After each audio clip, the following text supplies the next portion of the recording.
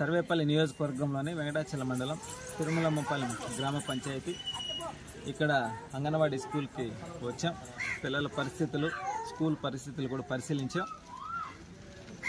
5 ఏళ్ల వైసీపీ పాలనలో సర్వేపల్లి నియోజకవర్గాన్ని శాసించి 2 సార్లు శాసనసభ్యుడిగా గెలిచి మంత్రి అయ్యి, తిరుమలమ్మపాలెం గ్రామం అంటే ఈ సర్వేపల్లి నియోజకవర్గంలో వరదలు వచ్చినా, వర్షాలు వచ్చినా ఈ ఊరు చుట్టూ కూడా నీళ్లతో నిండిపోయి రాకపోకలు ఆగిపోయేటువంటి పరిస్థితి. ఆనాడు కూడా ఎన్నో సందర్భాల్లో హై లెవెల్ వంతెన నిర్మాణం చేయాలని చెప్పి మేము వైసీపీ ప్రభుత్వానికి, ఆనాటి శాసనసభ్యులు కాకాని గోవర్ధన్ రెడ్డికి ఎన్నోసార్లు కూడా విన్నవించాం మీడియా పూర్వకంగా. ఆయన 13 కోట్లు శాంక్షన్ చేశానని చెప్పాడే కానీ మరి ఆ 13 కోట్లు ఆయన తిన్నాడా, జగన్కి ఇచ్చాడా, మధ్యలో ఎక్కడున్నా, లేదంటే ఆ ఉప్పు ఏర్లు ఏమైనా మునిగిపోయా తెలియలే. కాలం జరిగిపోయింది. ఎన్డీఏ కూటమి ప్రజలందరూ కూడా గెలిపించారు.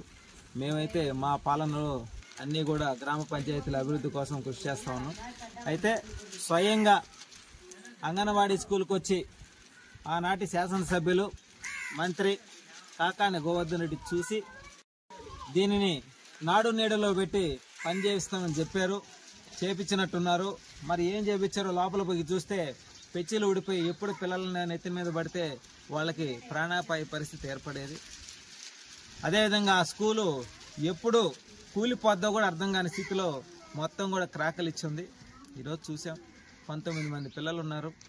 మరి వైసీపీ పాలనలో ఎంత అశ్రద్ధ చేశారంటే నిధులు మాత్రం కేటాయించారు కానీ ఆ నిధులు మాత్రం పనులకు ఉపయోగించకుండా వాళ్ళ స్వార్థాలకి వాళ్ళ గానుగులు నింపుకున్నారే కానీ ఎక్కడా కూడా ఈ సర్వేపల్లి నియోజకవర్గంలో 117 పంచాయతీల్లో ఏదైతే అంగన్వాడీ స్కూల్ కావచ్చు, ప్రభుత్వ విద్యాలయాలు కావచ్చు, వైద్యశాలలు కావచ్చు, గ్రామ పంచాయతీల్లో నిధులు కేటాయించి గ్రామ పంచాయతీల అభివృద్ధి కావచ్చు, ఏది కూడా చేయలే.